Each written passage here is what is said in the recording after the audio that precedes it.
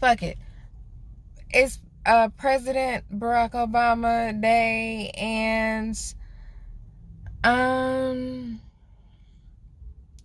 I need to collect myself before I go in the house, feeling the way I feel, looking the way I look, because I noticed my daughter doesn't watch my videos, so I can say what I want to say, and that's why I just cussed, because she don't care, she don't listen. That's all right. But I don't know, I can't remember but I had a appointments with a pain management doctor who referred me to his interdisciplinary pain management plan. So for weeks, I'm starting it in April because it's like $70 per copay, and you go twice a week. That's $140 a week. Do you know I could be doing something that I'm not doing because I ain't got $140 a week. Shout out to disability. So I went to his interdisciplinary practice has a pain doctor, has 2 physical therapists, and that's 2 appointments, and the third appointment is a psychiatrist. Am I crazy, y'all? Maybe. Anyway, so that's gonna start up in April. And I also, in addition to my epileptologist, I also saw a neuroimmunologist because they think that my autoimmune disease is back. Because I told them it never left. It's been in this bitch the whole time. But, they're testing a new antibody at Mayo Clinic. Which my mom told me to go back before I make any rash decisions anyway. But, they sent my blood work off to them. I'm like, yeah, because it's Mayo Clinic. Dr. Crapo, you're the realest. That's my doctor there. So I went to my epileptologist today, and she was like, how are you feeling? I was like, scale of 1 to 10. For me, for most people, this would be like 8 or 9. For me, it's about a 4. Because I've gotten used to the pain, because I haven't gone to a pain doctor in 5 years, because I had a very bad experience with one who thought that I was drug seeking just because I asked him to put me on a medicine that made me less sleepy. He thought I was trying to get double drugs. No, 1 drug, less sleepy. Fuck him. Anyway, so back to the point. She was like, do you feel like you're better or worse? I was like, well, I can't stay awake. I've busted like 2 or 3 tires by driving up on a curb, like falling asleep at the wheel. And that's not ever the problem when people with epilepsy drive. They don't want them to drive because they have seizures. My driving with a seizure, I'm conscious, I can drive.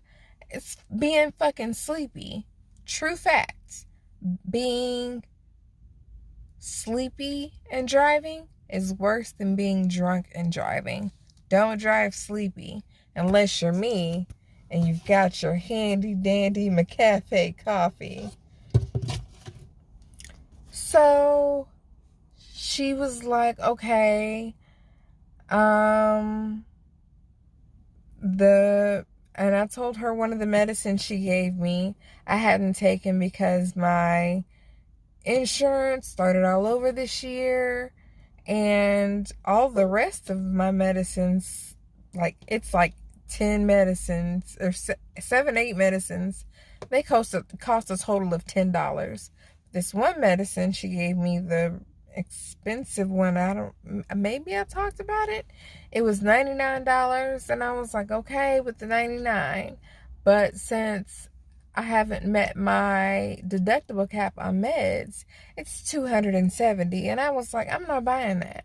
And she was like, yeah, you shouldn't because it's not working. I was like, I know. And so she was like, no, don't take that anymore. And she's going to put me back on one that I was on way in the early days, like 2011. I had a small reaction, but it was like bleeding gums or petechiae on the skin. It wasn't anything huge, crazy, big, like Dilantin put me in status epilepticus. Depakote made me gain like 50 pounds. Yeah. We're not fooling with those. So, but yeah, Tegretol, okay, cool. But she's gonna talk to the other doctors. They're all in sync and talking together before she puts me on one. The autoimmune doctor, he doesn't know if my autoimmune encephalitis has come back. And he sent, I don't know if I said this already, he sent the stuff, my blood off the Mayo Clinic to see for a new antibody that they discovered. I always have held the belief that it didn't ever go away, but who am I?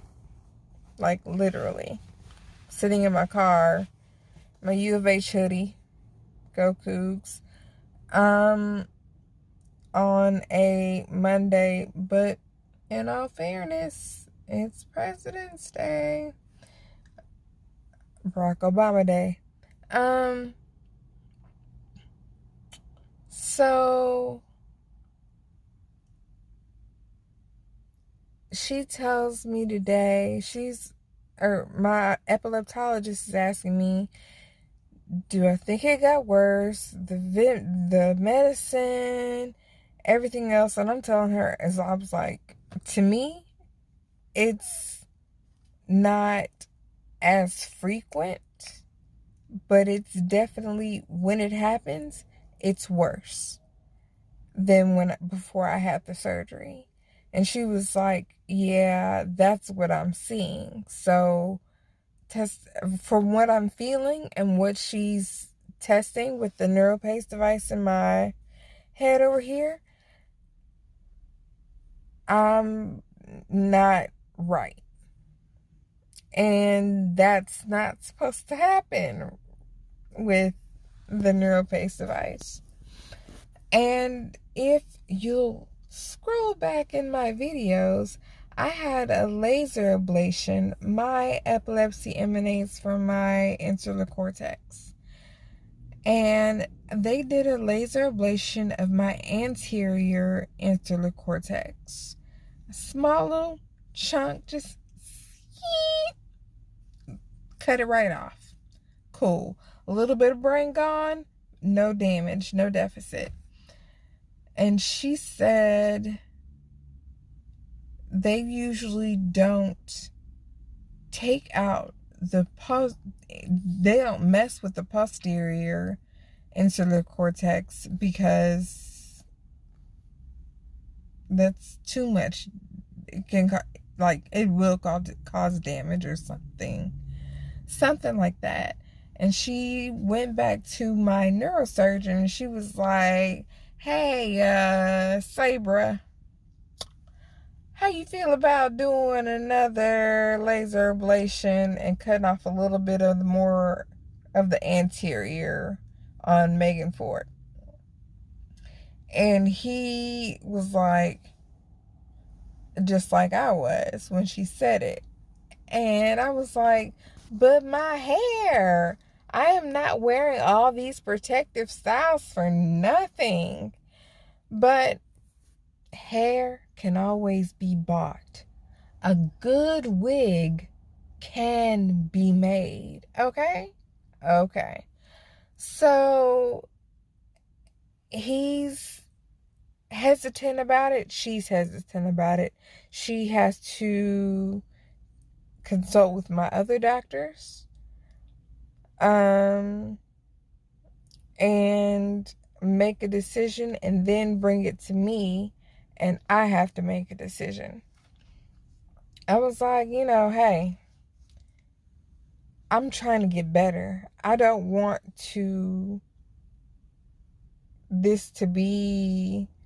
I don't want to be Megan Ford tough forever. I want to be Megan Ford soft and cuddly. That's not going to happen. Y'all know that. But still, I'd like the option. I don't want to have to be tough because my body is attacking my brain. So, and she said, I'm just putting it out there. There was a conference and at the beginning of February, and this hospital is having success with removing the entire insular cortex. Go stop right now. Pause this. Pause it. Google what the insular cortex does. It does fucking everything. So I was like, what hospital? Emory, in Atlanta.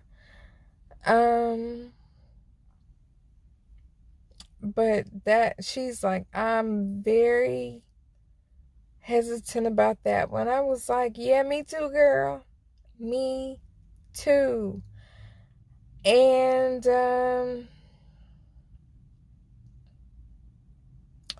yeah, so, and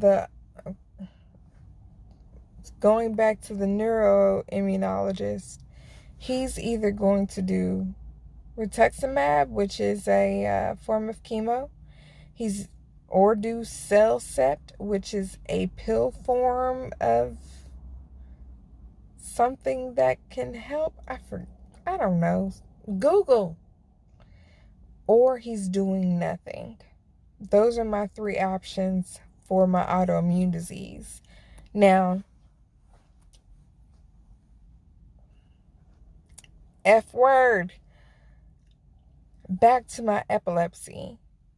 She wants to consult with him because the people that had their insular cortex taken out, they didn't have an autoimmune disease attached to it. So they could do all of that and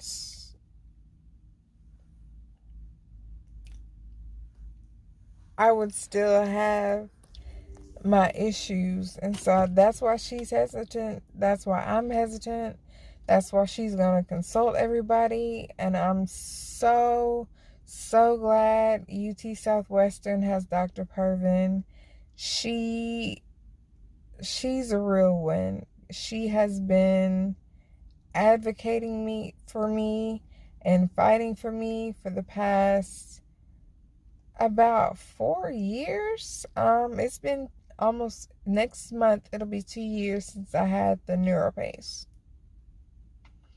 So yeah, about 4 years she's been walking me through this and advocating for me. And just like with Dr. Crapo at Mayo and I